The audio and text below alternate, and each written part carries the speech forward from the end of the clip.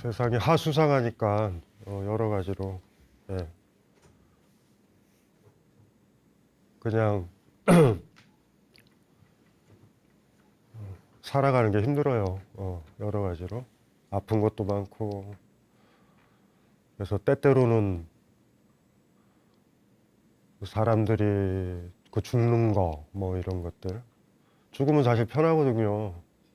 죽음을 예찬하는 게 아니라 집도 필요 없고 음식 걱정도 없고 추위 걱정도 없고 살아있는 거는 그런 걸 다 걱정하는 거잖아. 아픈 것도 느끼고 너무 아픈 사람들이 있으면 또 때때로는 아우 너무 힘들다 죽고 싶어 이러시는 어르신들도 있고 삶이 묘한 것 같아요. 살아있는 건 굉장히 힘들고 아픈데 또 살려고 하고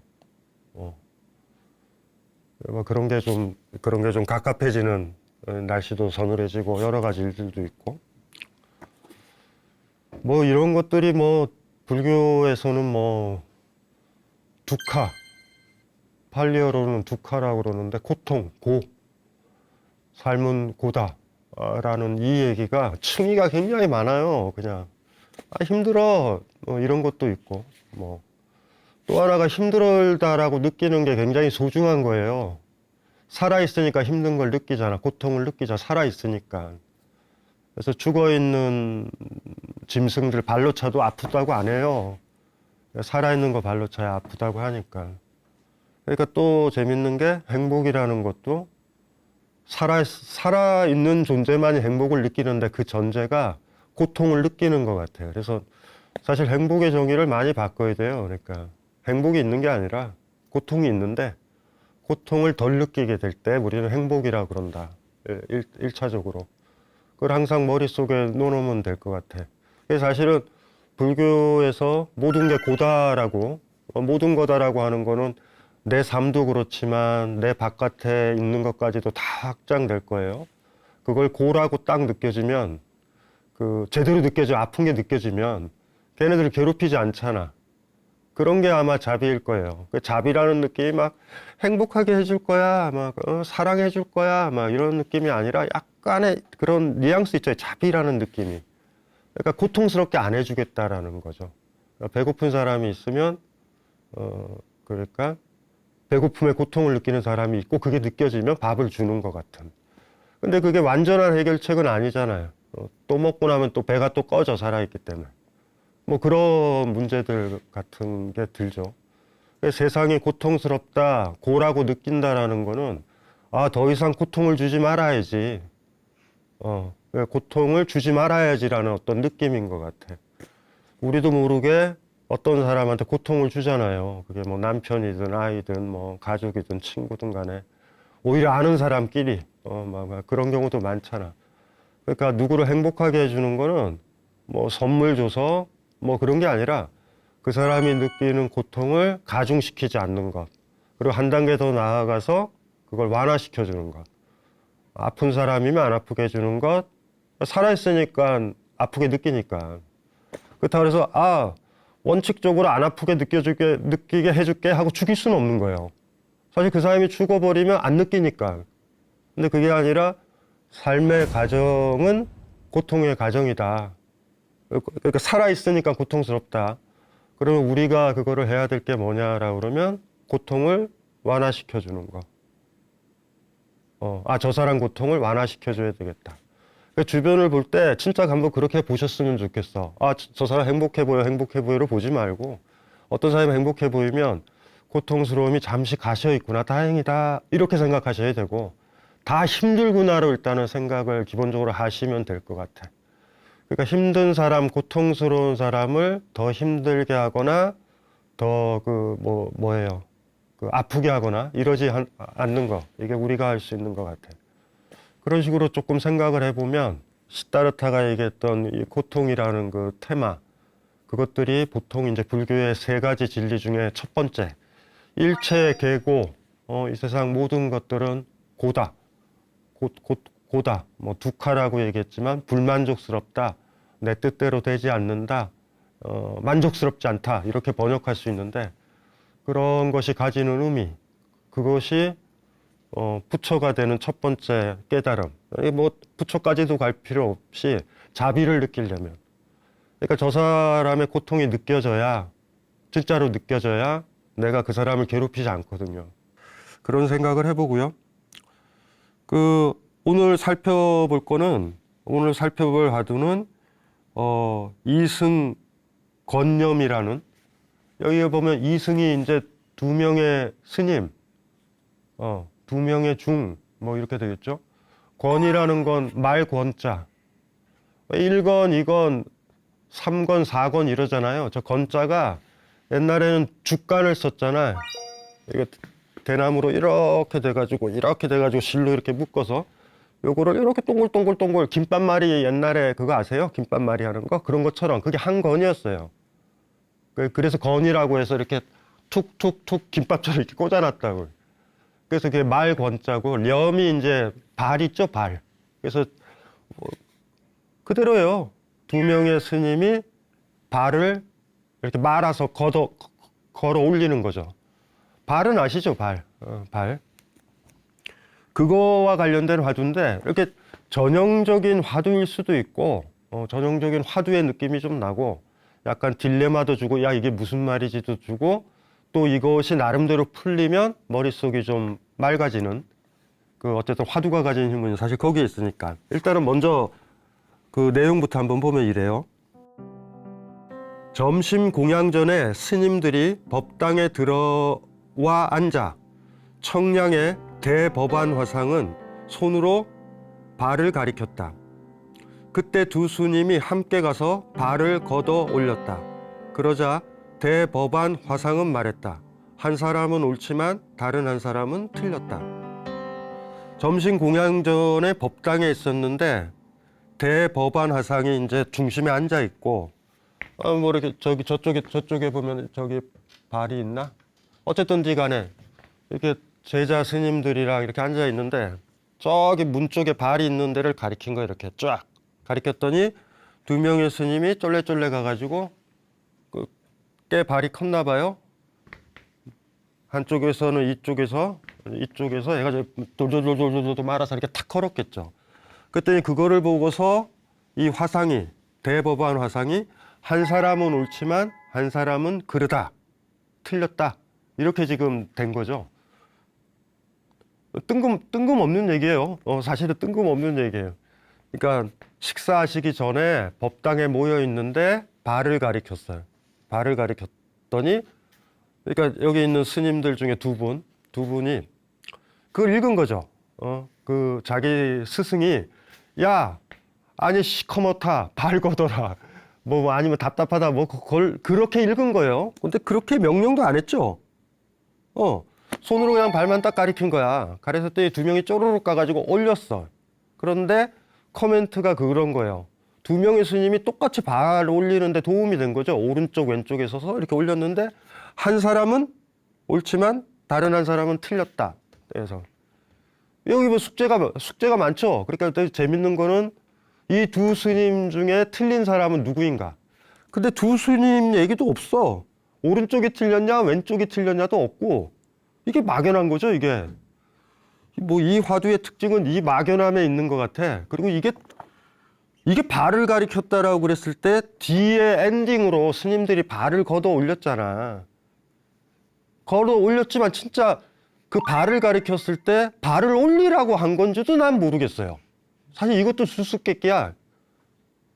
그러니까 여기 수수께끼가 몇 가지가 있는데 최소 두 가지. 하나는 뭐냐면, 이 스토리를 전체 들으면 끝에서부터 우리는 해석을 하니까, 아, 발을 올리라고 이렇게 했나 보다라고 얘기를 하지만 실질적으로 아닐 수도 있다고. 발은 완전히 이렇게 이런 불투명한 게 아니잖아. 보이잖아. 저 바깥에 발 뒤에 보이는 감나무를 가리켰을 수도 있어. 무슨 말인지 알죠? 야, 감 자랐다. 야, 감나무에 감이 열렸네. 이럴 수도 있었어요. 그런데 이 두 스님이 가서 발을 걷어 올리는 바람에 이 대법안 화상의 손가락질은 발 걷어 올려로 지금 의미가 고정이 돼버린 건데, 이것도 옳은지가 하나의 미스터리예요. 일단은 뭘 가리켰는가 도대체. 발 너머에 무언가를 가리켰을 수도 있고 발을 가르쳤을 수도 있어요. 일단은 발 방향이니까. 그러니까 제가 지금 무슨 얘기하는지 아시겠죠? 야, 방금 저 발 뒤에 얼핏 동자승이 지나간 거 보이지 않아? 이거 가리켰을 수도 있고 발을 가르칠 수도 있어요. 근데 스토리를 읽다 보면 두 스님이 발을 걸어 올렸잖아. 그럼 이거 빼도 박도 못하게 흐름상 발을 가르친 게 돼. 이것도 이제 헷갈리는 거예요. 그런데 그 헷갈림 속에서 이 대보반 스님이 한마디 하잖아. 발을 똑같이 걷어 올리는데 오른쪽 왼쪽에 참여했던 두 스님이 스님 중 한 사람은 옳고 한 사람은 그르되. 이것도 이제 황당한 거야. 그러면 두 사람 중에 한 명은 발을 걷어 올린 거고 한 사람은 뭘 걷어 올린 건지도 모르겠어요. 그러니까 이거는 그거를 고민을 하시면 돼요. 일단은 이 화두를 들어갈 때 뭐냐 하면 뒤쪽에 있는 스님이 발을 걷어 올리는 바람에 우리는 사후적으로 스님이 가르친 게 발이라고 생각하는데 그게 옳지 않을 수도 있다. 발 너머에 지나가는 동자승을 가리켰을 수도 있고 감나무를 가리켰을 수도 있고 아니면 그냥 파란 하늘을 가르쳤을 수도 있어요. 그런데 두 스님이 발을 이렇게 까르륵 올리는 바람에 대보만 화상도 그래서 주목하는 거야. 진짜 뭘 가르쳤을까? 그게 이렇게 불투명한 거면은 상관없다고. 이게 칠판이잖아. 근데 이게 유리라고 생각해봐요, 유리. 에? 이렇게 가리키면 유리를 가르친 건지 저 유리 바깥으로 보이는 나무를 가리킨 건지 헷갈리잖아요. 발은 그런 묘한 데가 있어요. 지금 이 비유가. 옛날에는 유리창이 없었단 말이야. 그러니까 이 발은 유리창 역할도 하는 거예요, 일종의. 여기서 여러분들이 일단은 고민을 해봐야 돼. 이 큰 스님이 가르친 건 유리창인지 유리창 너머의 건지. 그러니까 요 버전으로 따지면 발을 가르친 건지 발 사이에 얼핏 보이는 그걸 가르쳤는 건지 하나. 두 번째는 그렇기 때문에 그런 거예요. 발을 가르쳤거나 뭐를 가르쳤거나 막 이런 문제가 고민이 돼야지만 뒤에 스님들은 뭐 했어? 뒤에 스님은 우리식으로 따지면 창문을 연 사람들이에요. 그러니까 우리식으로 딱 이게 창문이면 가르치잖아. 아이, 큰 스님이 덥다고 하네 하고 창문을 연 거 같은 거예요, 지금. 근데 창문이 커. 크니까 두 사람이 열었어. 근데 큰 스님이 그러잖아. 한 해는 옳고 한 해는 그르다고. 여기도 헷갈리는 거야. 이게 도대체 뭐지? 여기서? 그래서 두 스님 중에 이제 이게 유리창을 발로 변화시키면 되죠. 발을 가리켰더니 올렸어. 이쪽에서 한 명이 올리고 이쪽에서 한 명이 올리고 했는데 한 사람은 옳고 한 사람은 그르대. 이런 평가가 내렸던 거는 앞에 큰 스님이 가리켰었던 게 뭐냐라는 게 발을 그냥 가리켰어 라고 생각하는 게 어렵다라는 거예요. 어쩌면 두 가지를 다 가리켰기 때문에 한 사람은 옳고 한 사람은 그르다라고 얘기했는지도 모르겠어요. 그거를 우리가 한번 얘기를 해보는 게 이 화두가 가지는 묘미예요. 스토리라인을 이렇게 딱 전개할 때 인간의 나쁜 패단이 있어요. 마지막 엔딩 부분으로 모든 앞에 걸 도배하는 경향이 있다고. 제가 농담 삼아 그러잖아요. 너무 아름다운 막 비극적이고 인간의 실존을 다루는 소설이야. 막 너무 재밌고 막 마음도 아프고 어떻게 작가는 이렇게 섬세하게 이런 걸 잡았지 했는데 제일 마지막 엔딩이 연구가 없다. 이렇게 딱 끝나면 다 코미디가 돼버리잖아. 제가 뭔 얘기하는 건지 알죠? 인간이 가진 가장 잘못된 것들 중에 하나가 마지막 엔딩으로 앞에 것들이 다 변화되고 도배돼 버린단 말이야. 의미가 뒤에 붙여지는 경우가 많아. 사실 그것이 우리가 가진 힘이기도 하죠. 아주 잔혹하게 못되게 살았어도 마지막 엔딩 부분에 잘 살면 다 이해가 되잖아. 아, 아빠가 나한테 용돈을 안 준 이유는 이 유산을 물려주려고 했나 보다. 유산 안 물려주고 죽었으면 나쁜 아빠야. 근데 마지막 유산 물려주면 다 이해되는 분위기 같은 거. 마지막 엔딩 부분. 근데 이것도 굉장히 큰 문제죠. 왜냐하면 그렇게 거꾸로 의미 부여를 하면 사실 안 되거든. 사실 안 돼요. 정확하게. 아무리 뒤에 선하게 살아도 내가 악하게 산 건 지워지진 않아. 남들이 뭐라 우리 알잖아. 그래서 어쩌면 마지막에 어떻게 하면 그거를 색칠을 해보고 포장을 해보고 향수를 뿌려볼까 노력을 하지만 향수를 뿌리면 뿌릴수록 스스로는 알지. 썩어가는 생선 아무래도 뭐 향을 피운다 그래서 그게 완전히 사라지지 않는 그 묘한 느낌. 목욕을 안 하니까 향수를 많이 뿌리면 뿌릴수록 목욕 안 한 그 느낌의 냄새가 향수 사이에 미묘하게 나는 거는 본인이 다 안다고. 요 스토리에서도 우리가 그런 걸 가지면 안 될 것 같아. 뒤에 이렇게 지금 이슈가 발을 걷어 올리냐 마냐 때문에 앞에 있는 대법안 스님이 가르쳤던 게 발을 가리켰냐 발 너머를 가리켰냐를 고민을 안 하면 안 되는 것 같아. 바로 그 부분 때문에 뒤쪽에 있는 두 스님의 발을 걷어 올림이 한쪽은 그르고 한쪽은 틀리다라는 얘기가 나온 거예요. 앞이 이중적이기 때문에. 그래서 그거를 한번 우리가 좀 알아보면, 요거 보면서 사실은 제가 생각이 난 게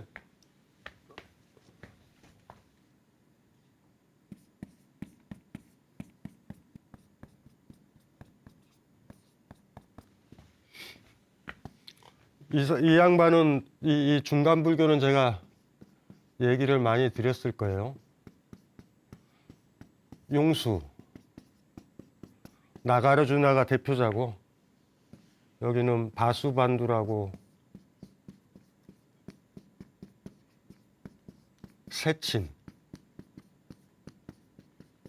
대승불교 쪽에 최고의 이론가들 두 사람, 나가르주나 바수반두.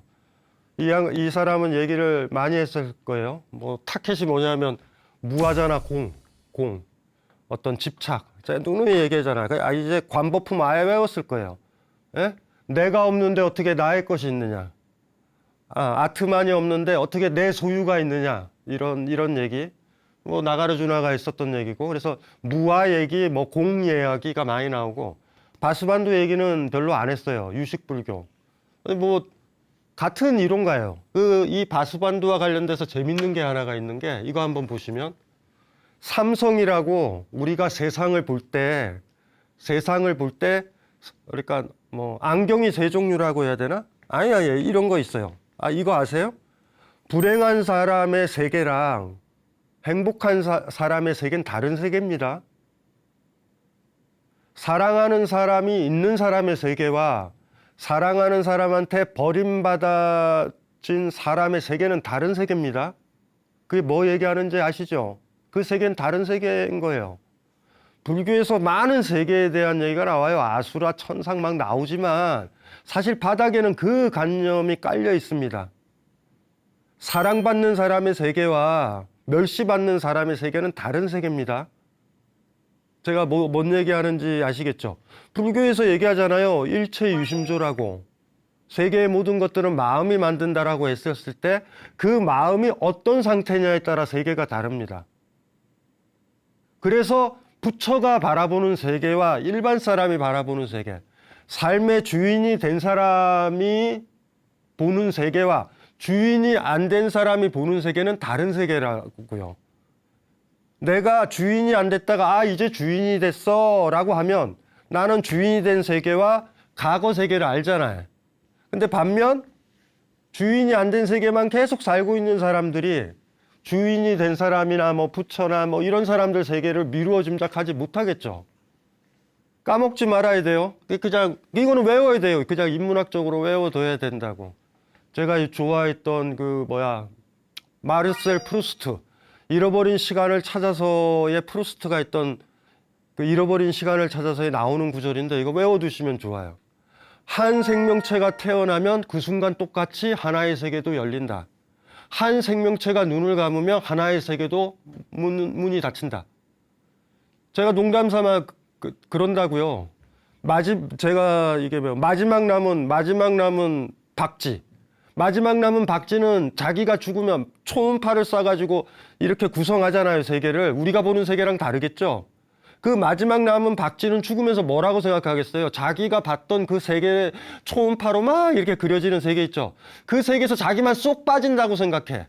아니에요. 마지막 박쥐가 죽으면 초음파로 그려진 세계도 없습니다.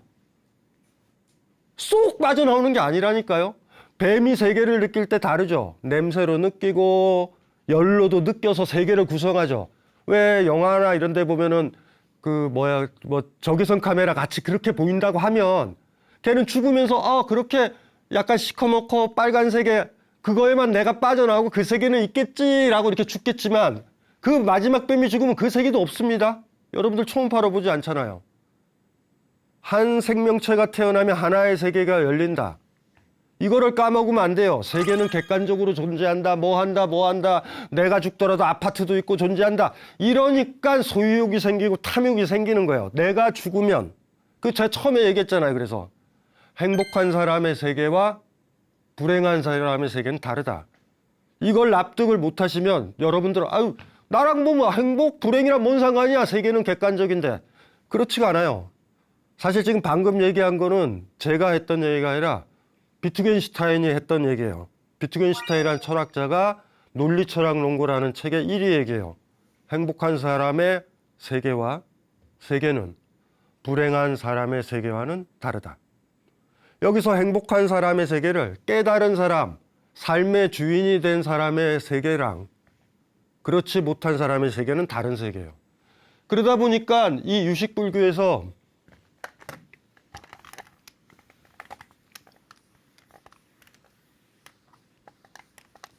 이 바수반두라는 사람이 뭘 얘기를 하냐면 세계를 세 층으로 볼 수 있다라는 얘기를 하는 거야. 순서에 따라. 그게 뭐냐면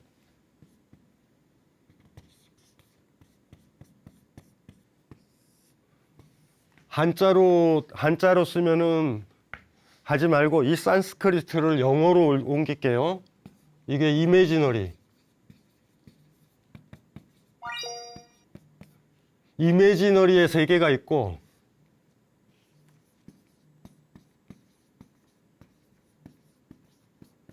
의존하는 세계가 있고 그 다음에 완성된 세계예요. 완성된 세계. 요 세 개가 있는 거야. 세 개가. 세 종류의 세계가 있다. 검색을 하시면 이거 한자 다 떴는데 왜 안 쓰는지는 아시겠죠. 이게 요새는 의미가 없어요. 근데 이렇게 돼 있어요. 개념으로. 병계 소집의 세계, 의타기의 세계, 원성실성, 원이라는 건 뭐냐면 둥굴 원자. 우리 원불교도 얘기했잖아. 원만하다, 완성된 거. 성실이라는 건 실제가 이루어졌다라는 얘기거든요. 그러니까 이게 완전한 거. 이거 어렵지 않아요. 그냥 제가 쉽게 얘기를 할게요. 제가 고민해서 만든 얘기가 번데기예요, 번데기. 번데기 요새 번데기인가요? 번데기인가요? 번데기.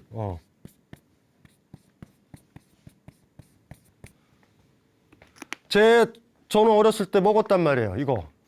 집에 있는 냄비를 어머니한테 맞아가면서 몰래 팔아가지고 번데기가 먹고 싶어가지고 안 쓰는 냄비라고 생각해서 갖다 주면 옛날에는 리어카가 와가지고 소라랑 번데기를 줬었단 말이에요. 국민 간식이었어요. 지금 애들은 안 먹을걸요? 이거 안 먹을 거야 어쩌면. 혐오식품이죠. 나는 그게 혐오식품인지 몰랐어요. 나중에 그게 비단할 때 그거잖아. 벌레잖아. 내가 벌레라는 생각을 한 적이 없어요. 왜냐면 벌레라고 생각해서 먹은 적이 없어. 나한테 번데기야 그냥. 맛있는. 번데기 그냥 나는 번데기를 좋아해. 그 좋아하는 번데기가 보여지는 세계가 이 병계 소집성의 세계예요. 그런데 이 번데기가 있고 두 번째가 뭐냐면 번데기가 맛있다라고 내가 지금 평가해서 지금 먹잖아. 번데기가 지금 맛있는 거예요. 맛있다. 번데기 너무 구수해. 맛있다라고 생각하는 게 요 세 개라면 요거는 한 단계 더 나가는 거야. 이건 왜 그럴까? 내가 젊었을 때 살아와서 그 습관이 들었기 때문에 그 과거의 기억 때문에 번데기가 맛있다라고 평가를 내리는 거야. 이해되시죠? 그 맛있다고 느끼는 거. 요게 그래서 내 과거 경험.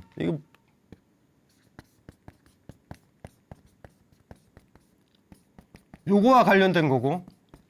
세 번째가 뭐냐 하면 번데기를 번데기 자체로 그냥 보는 거야. 맛있다도 아니고 뭣도 아니고 그런 과거 경험과 무관하게 볼 수 있는 거 아니에요, 그냥. 그러니까 이게 이제 원성실성이라고 얘기를 하는 거예요. 요거를 다시 얘기하면 우리가 그때 얘기했던 요거 기억나시죠? 우리의 기억의식, 히말라야라는 말 제가 썼을 거예요. 힘이라는 말이 눈이고 알라야가 저장이야. 눈이 저장된 게 히말라야인데 그래서 옛날엔 설장산이라고 불렀어요. 히말라야가. 요게 기억의식이거든요. 과거에 대한 기억의식. 그러니까 요렇게 평가를 요런 식으로 내리는 거예요. 번데기는 맛있어 라고 평가를 저는 내리고 젊은 친구들은 맛없어 라고 내리잖아. 그 바닥에는 뭐가 있는 거예요? 서로의 알라야식이 달라. 과거의 기억의식이 다른 거예요. 나는 나의 과거의식은 뭐야? 유년 시절부터 쌓였었던 거, 맛있고 달콤했던 걸로 보이죠. 만약에 다른 벌레를 번데기처럼 삶았다면 저는 징그러워서 못 먹었을 거예요. 어쩌면. 지금 젊은 친구들한테 번데기는 많은 그 벌레의 일종인 거야, 그냥. 그러니까 먹을 수가 없죠. 근데 우리한테는 번데기는 다른 벌레와 다른 거예요, 그냥. 우린 그렇게 자랐잖아. 그래서 요게 이제 알라야인데 의타기성이라는 게 뭐냐면 의존한다라고 그랬잖아요. 의타기가 뭐냐면 다른 것에 의지해서 일어난다라는 거예요. 이 다른 것이 뭐냐면 요 알라야 의식이 있다라는 거야. 나한테는 과거 의식이 다 있는 거야. 다 다른 거예요. 내가 이 번데기는 맛있다라고 제가 평가 내리는 것도 저의 알라야식 때문에 그래. 거기까지만 고민해도 돼요. 아, 내가 맛있다라는 건 이게 절대적으로 맛있는 게 아니구나.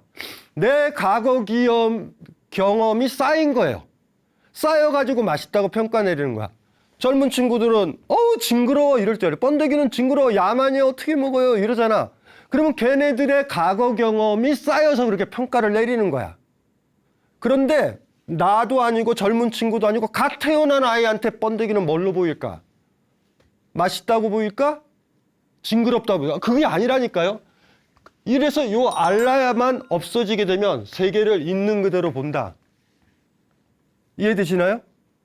요게 번데기는 맛있어 라고 집착하는 사람이나 맛있어 무조건 너희들도 맛있어야 돼 라고 제가 주장한다면 그 세계가 있고 젊은 친구들 중에서 그럴 수 있잖아요.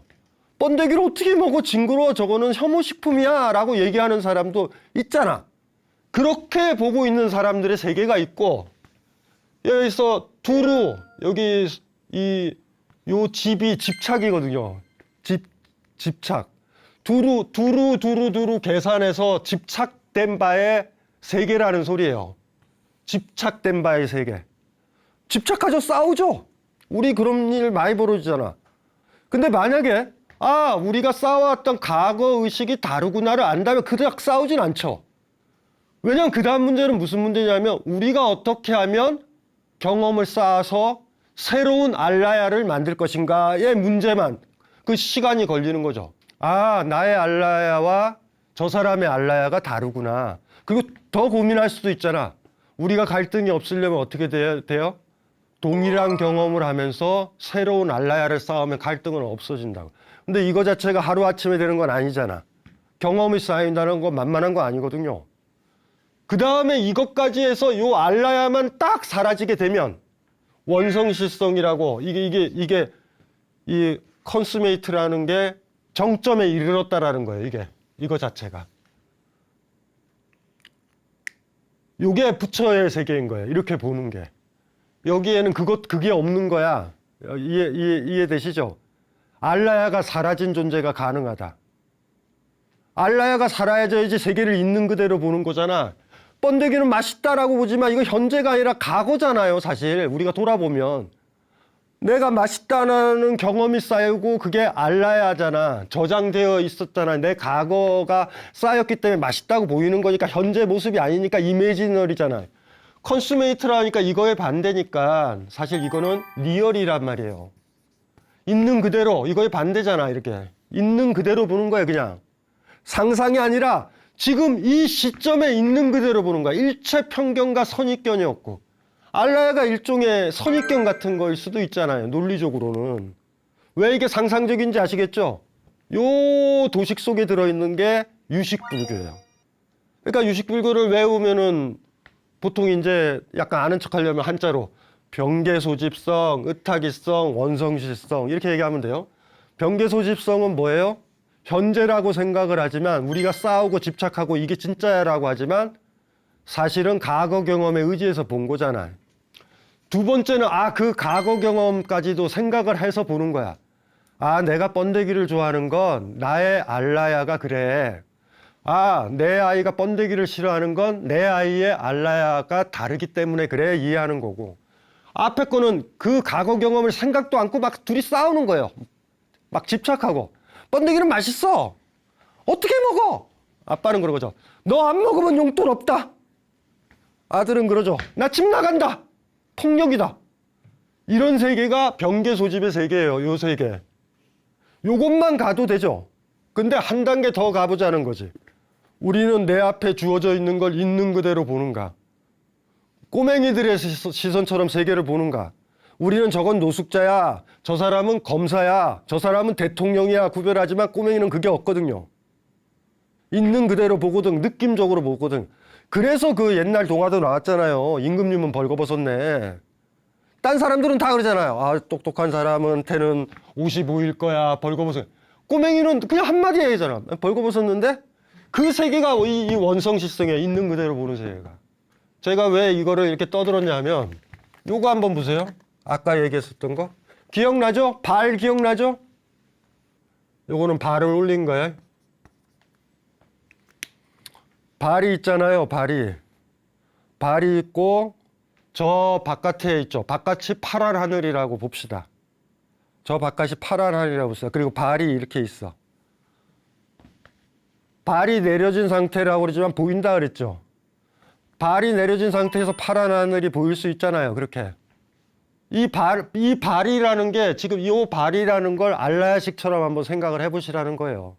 요게 그리고 발을 걷어 올리고 일체 발이 없이 걷어 올린 상태에서 본 파란 하늘을 이거라고 한번 보잔 말이에요. 발이 내려진 상태지만 완전히 어두운 거 아니에요? 사이로 보입니다.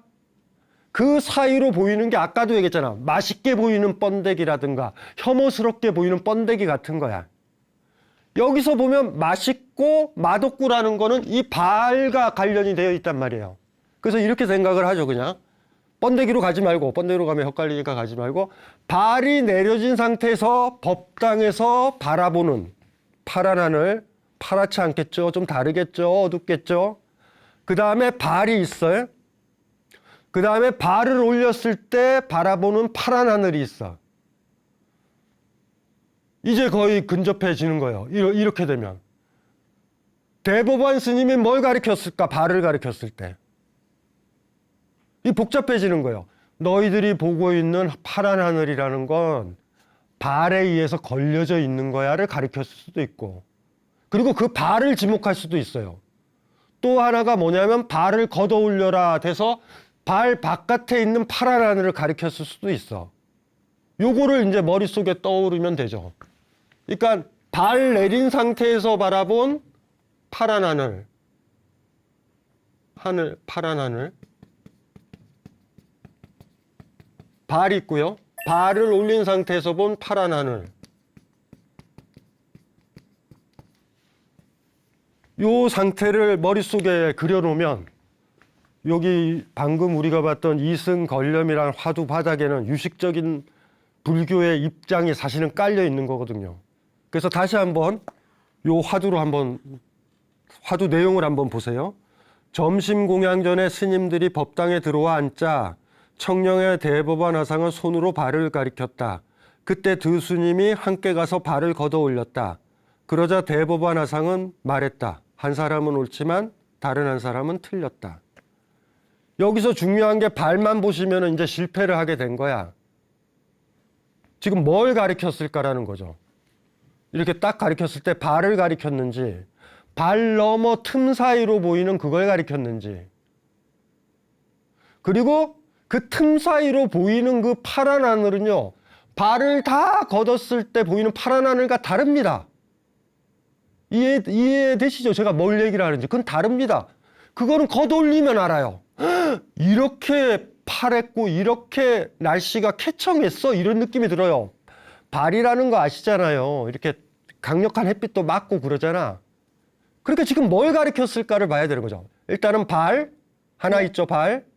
그 다음에 발 사이에 보이는 파란 하늘도 있어요. 여기까지는 일단은 보여. 일단은 이 안에 있는 스님들도 다 그건 생각을 해. 생각할 수 있어. 그런데 발이 쳐져 있기 때문에 아직도 다 못 본 건 뭐냐면 파란 하늘이에요. 발을 걷어올리는 파란 하늘. 그건 아직은 못 본 상태야. 요거를 이제 고민을 하시면 법안화상이 지금 왜 이 얘기를 했고, 요거를 심각하게 고민을 해야 두 스님 중에 하나는 옳고 하나는 틀리다라는 얘기가 무슨 얘기인지가 이제 우리가 이제 이해가 되기 시작하는 거예요. 대충 이제 감의 흐름은 가세요?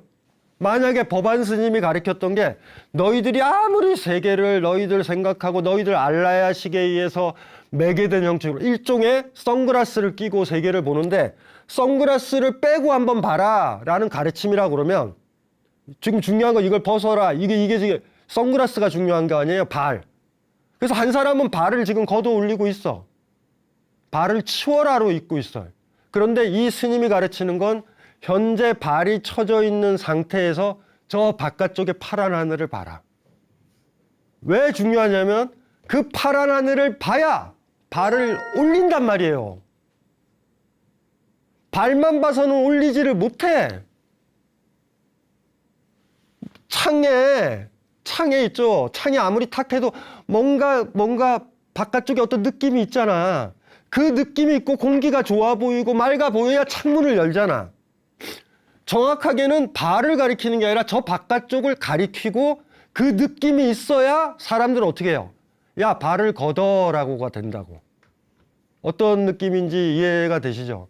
그러니까 발을 걷어라 할 때 발만 보고 있는 사람들은 그 스님은 가가지고 발을 좀 열라고 하시네 라는 느낌 속에서 이렇게 열잖아. 그런데 이 발을 열 때 두 가지가 있단 말이야. 그냥 스님이 발을 걷어라고 발을 가리켰다라고 해서 여는 사람이 있고, 스님이 가르쳤던 거는 저 바깥쪽에 있는 틈사구니에 보는 파란 하늘이야. 그걸 본 스님은 파란 하늘을 보기 위해서 발을 걷어 올린단 말이에요. 그건 다른 거예요. 왼쪽에 있는 스님이 오른쪽에 있는 스님이 누가 그걸 봤는지 모르겠어요. 법안 스님이 가르쳤던 게 그냥 단순하게 발 올려 이렇게 본 스님이 있어요. 발을 올린 거야. 어떤 스님은? 그런데 법안 스님이 가르쳤던 걸 발 틈에 보이는 얼핏 보이는 파란 하늘. 와, 얼핏 보이는 저 파란 하늘도 저리 예쁜데 걷게 되면 얼마나 더 파랗고 경쾌하고 상쾌한 하늘이 열릴까를 본 사람도 연다고. 한 사람은 스님이 가르쳤던 방향으로 그냥 발을 했고, 한 사람은 스님이 가르쳤던 화살표에서 손가락에서 그 사이에 파란 하늘을 본 사람이야. 발을 본 사람과 발 틈에서 보이는 파란 하늘을 본 사람, 둘 다가 다 이거를 올려요. 근데 한 사람은 얼핏 파란 하늘을 봐서 발 때문인데 실제 파란 하늘, 저걸 봐야 되겠어 하고 올린 사람이 있고, 한 사람은 그냥 발만 올리고 있는 거예요. 오른쪽이 좋은 스님인지 옳은 스님인지 왼쪽이 그릇된 스님인지 반대인지는 잘 모르겠어요. 둘 중에 하나는 문제가 있는 거야. 중요한 건 이거죠. 이 원성실성. 이렇게 그려보면 돼요.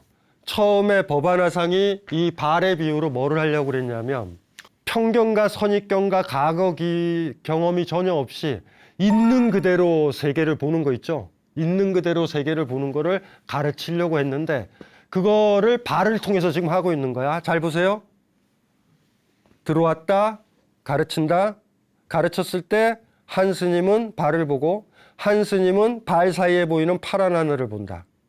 파란 스님이 발을 걷으라고 해서 걷는 사람과 파란 하늘을 딱 보면서 파란 하늘이네? 이 발이 파란 하늘 보는데 장애가 되네? 걷어 올려야지 하는 스님이 다를 거란 말이에요. 어느 쪽 스님이 그걸 했는지 모르겠지만 법안 스님은 그걸 본 것 같아. 그 느낌에서 이 이승걸렴을 읽고 한번 생각을 좀 해보셨으면 좋겠어요.